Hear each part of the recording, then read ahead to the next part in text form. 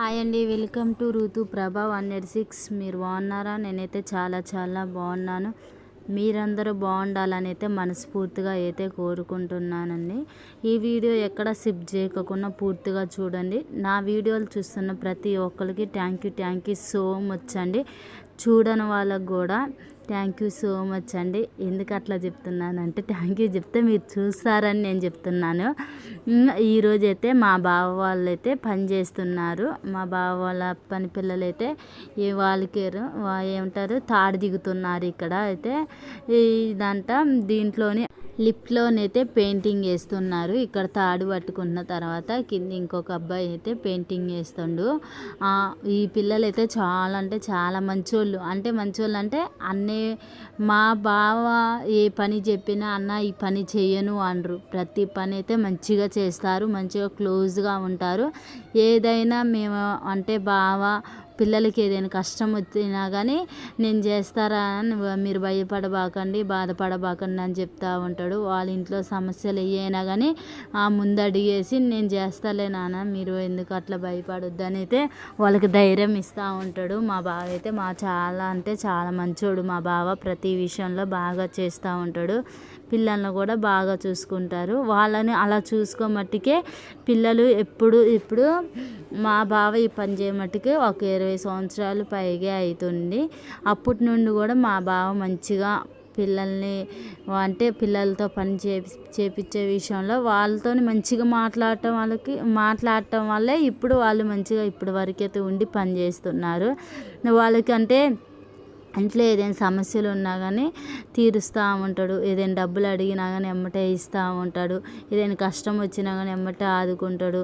అట్లా మంచితనంతోనైతే మా బావ ఉంటాడు. ఈయనైతే మా అన్నయ్య చాలాసార్లు మీకు చూపించాను. మా అన్నయ్యకి కూడా యూట్యూబ్ ఛానల్ అయితే ఉంది. ఇక్కడ చూశారు కదా, ఇక్కడైతే పెయింటింగ్ వేస్తాడు. ఆ అన్న అయితే పెయింటింగ్ వేస్తాడు. ఇలా అయితే వేసుకోవాలి మనం. అంటే మనం కష్టపడి పని చేస్తే మనకు ₹1 వస్తుంది. అట్లనే మనం ఇంట్లో కూడా వెళ్ళేసుకోవాలని మగవాళ్ళ ఆలోచన అయితే అట్లా ఉంటుంది. వాళ్ళు ఇప్పుడు వాళ్ళకేరు ఏదైనా పెట్టి ఇప్పుడు ఇది ఏమంటారో నాకైతే తెలియదు కానీ ఇట్లా తాడు మీద దిగటం వల్ల వాళ్ళకి చాలా ఇబ్బంది అనిపించింది. మన దగ్గర ఉంటే మనం ఇంకా భయపడతాము. ఇది ఇక్కడ వాళ్ళైతే చాలా చూడండి ఎంత దూరంగా ఉండి వాళ్ళు వేస్తున్నారో. చాలా జాగ్రత్తగా పట్టుకోవాలి. ఏమి జరగకోకుండా జాగ్రత్తగా పని చేసుకోవాలి. ఏ పని చేసినా కానీ అట్లనే ఇప్పుడు వాళ్ళు కూడా ఏ పని చేసినా కానీ ఇట్లా తాడు మీద ఏదైనా పని చేసినప్పుడు కింద ఉన్న వాళ్ళు చాలా జాగ్రత్తగా పట్టుకోవటం వల్ల వాళ్ళు మంచిగా ధైర్యంగా అయితే చేస్తారు. వాళ్ళకి ఇప్పుడు అలవాటు అయింది కాబట్టి మంచిగా చేస్తున్నారు. మనకైతే దగ్గరుండి మనం చూస్తే మనం భయపడతా ఉంటాము. వామ్మో ఇంత దూరం ఎక్కారా ఉంటారు. 5 స్టేర్లు అయినా కానీ మా బావ పని పిల్లలు అయితే మంచిగా చేస్తూ ఉంటారు.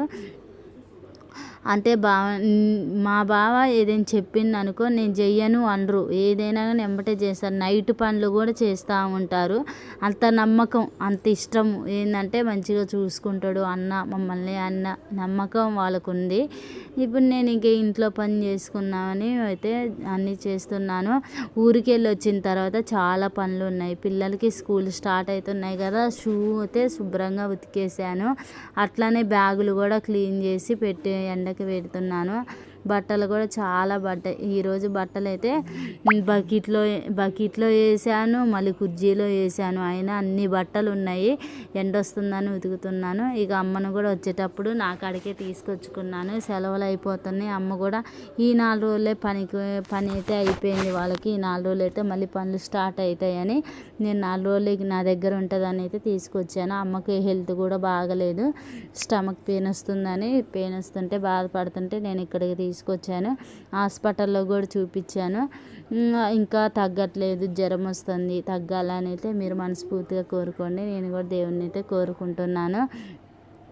ఇక ఈ బట్టలన్నీ అయిన తర్వాత చాలా పనులు ఉన్నాయి నాకు. చెప్పాలంటే ఇన్ని పనులు ఉన్నాయి అంటే మనం ఊరికి వెళ్ళొస్తే చాలా ఇంట్లోనే ఎంత చికాగ్గా ఉంటుందో అదంతా క్లీన్ చేసుకున్న తర్వాతనే హ్యాపీగా అనిపించింది మనకి. అట్లానే నాకు కూడా అంతే అనిపించింది. మా జామ చెట్టుకి అయితే రోజు జామకాయలు వస్తున్నాయి. అలానే నిమ్మకాయ చెట్టుకి కూడా నిమ్మకాయలు కూడా వస్తున్నాయి. కాయలు అయితే వచ్చేసాయి. అటు మూల నుండి నిమ్మకాయ చెట్టు, ఆ చెట్టుని కూడా అమ్ములు ఈ నిమ్మకాయ చెట్టుని కూడా చూపించంటే నిమ్మకాయ చెట్లు నాకైతే చూపించింది. కాయలు వస్తున్నాయి. ఇది గ్రీన్ కలర్లో కాయలు ఉండటం వల్ల ఈ కాయలు కూడా ఆగుపడట్లేదు. ఎల్లో కలర్లోకి వస్తే మంచిగా ఆగుపడతాయి. అవి ఎల్లో కలర్లోకి వచ్చాక కూడా మీకు చూపిస్తాను, ఎలా ఉన్నాయి ఏంటి అన్నవి కూడా చూపిస్తాను. నేను ఊరికి వెళ్ళిన తర్వాత అక్కడైతే మాకు ఇక్కడ బోరు కొట్టేది, కానీ అక్కడైతే అస్సలు బోరు కొట్టదు. ఎందుకంటే ఆడ అన్నీ ఉంటాయి, ఆడుకోవటానికైనా పిల్లలు ఆడుకోవటానికైనా కానీ ఏదైనా ఉంటూనే ఉంటుంది, బోరు కొట్టదు. అంటే ఇక్కడ మనకి సిటీలోనైతే అటుపక్క ఇటుపక్క ఎవరైనా సరిగ్గా మన ఇంట్లో మన పనులు చేసుకుంటూ మనం మాట్లాడుకోవటం, మన కుటుంబంతో మాట్లాడుకుంటామే సరిపోద్ది. కానీ అక్కడ అట్లా కాదు, అందరూ మంచిగా ఫ్రెండ్షిప్ చేస్తూ మంచిగా ఉంటారు అసలు. అంటే ఏదైనా కష్టమైన సుఖమైన బాధ అయినా ఏదైనా పంచుకుంటారు.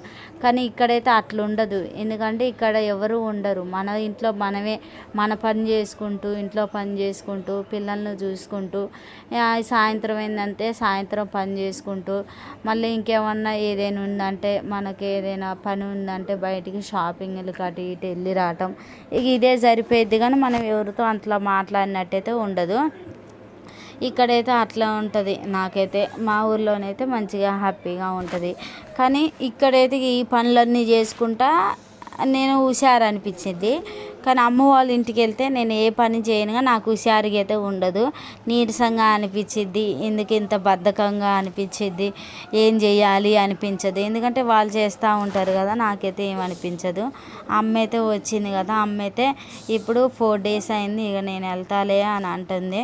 నేనేమీ వెళ్ళొద్దు అంటున్నాను. వెళ్తే నాకు పని అంటే పొదుపు డబ్బులు అట్లా కట్టుకోవాలి, అందుకే నేను వెళ్ళి మళ్ళీ వస్తా, వారం రోజులు మందులు ఇచ్చారు కదా, ఆ మందులు వేసుకుంటా అని చెప్పింది.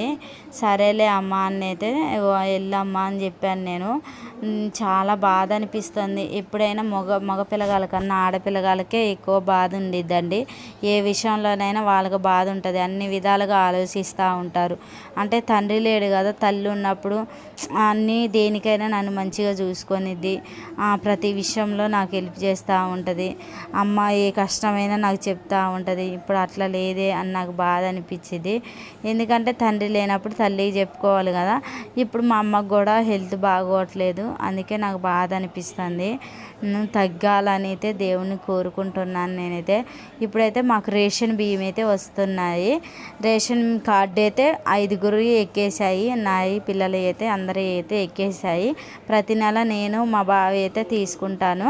ఇప్పుడైతే పిల్లలు కూడా తీసుకురావటానికి అయితే నేనైతే వెళ్తున్నాను.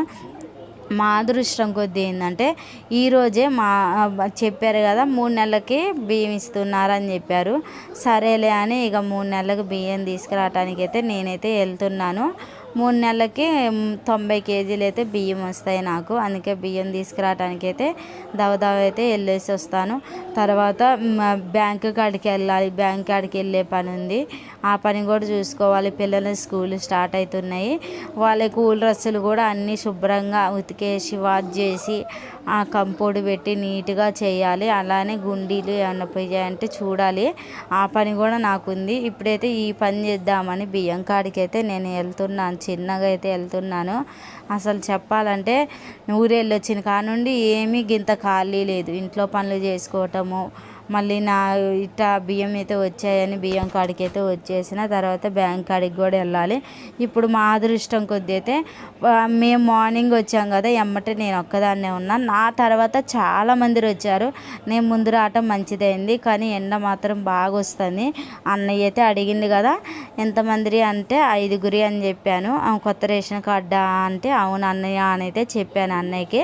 రేషన్ కార్డు ఇక 3 సార్లు వేయాలంట, 3 నెలలకు 3 సార్లు వేయాలంట. ఇప్పుడైతే ఒకసారి వేసాను, అది చెక్ చేస్తాడు. అటు సైడ్ అయితే అన్నయ్య వాళ్ళు కూలర్ అయితే వాటర్ పెట్టేసుకుంటున్నారు. షాప్ కాడ ఇక్కడైతే అంటే వాటర్ ఉండవు, పక్కన వాళ్ళ ఇంట్లో నుండి వాళ్ళు పైప్ పెట్టి వాటర్ కూలర్కి అయితే వేసుకుంటున్నారు, చల్లగా ఉంటుందని. ఇప్పుడు లోపలికైతే వచ్చేసాను. ఇక్కడైతే వాళ్ళు ఏమన్నారంటే 3 సార్లు వేయాలి కదా, ఇంకోసారి ఇంకా 2 times కూడా వేయాలి, తమ్మేయండి మీరు అని చెప్పారు. సరేలే అని చెప్పాను. చెప్పులు ఇప్పేసి అయితే లోపలికి అయితే వెళ్తున్నాను. ఈ బియ్యం రావటం వల్ల చాలా హ్యాపీ అనిపించింది. బియ్యం వచ్చినప్పుడు వేస్ట్ చేయబాకండి. పప్పలు చేసుకోవటం, కారపూజ చేసుకోవటం, అరిసెలు చేసుకోవటం, లేకపోతే మనం ఇంకా అన్ని విధాలుగా ఉపయోగించుకోవచ్చు. దోశలకైనా కానీ దేనికైనా మనం ఉపయోగించుకోవచ్చు. అంతేగాని మనం వేస్ట్ చేయకోకుండా అమ్ముకోకుండా ఉండండి. ఎందుకంటే మనం బియ్యం ఉన్నప్పుడు మంచి జాగ్రత్త చేసుకోవచ్చు. ఎసరు తక్కువ పెట్టి కూడా అన్నం కూడా వండుకోవచ్చు. అంటే ఇప్పుడు షుగర్ ఉన్న వాళ్ళు కూడా రేషన్ బియ్యం తింటే మంచిదంట. అందుకే రేషన్ బియ్యం అయితే మేము కంపల్సరీగా దేనికైనా మాకు పనికి వస్తాయని మేము రేషన్ బియ్యం అయితే తీసుకుంటాము. చాలామంది ఏం చేస్తారంటే డబ్బులు తీసుకొని వెళ్తారు. ఎందుకంటే డబ్బులు తీసుకోవటం వల్ల ఏం ఉపయోగం ఉంది? అదే మనం రేషన్ బియ్యం తీసుకుంటే ప్రతి దానికి వాడుకోవచ్చు. మాకు 90 కేజీలు కదా, ఈ 50 కేజీల బత్తాకి ఇవే సరిపోయినాయి. మళ్ళీ ఇంకో బత్తా తెచ్చాను, ఆ బత్తాలో కూడా పోపించాను. అయినా కానీ ఇంకో బత్తా 3 బత్తాలు అయితే నేను ఇంటికి తీసుకొచ్చాను. ఇప్పుడైతే ఒక బత్తా ఎత్తుకొని పోతున్నాను నేను.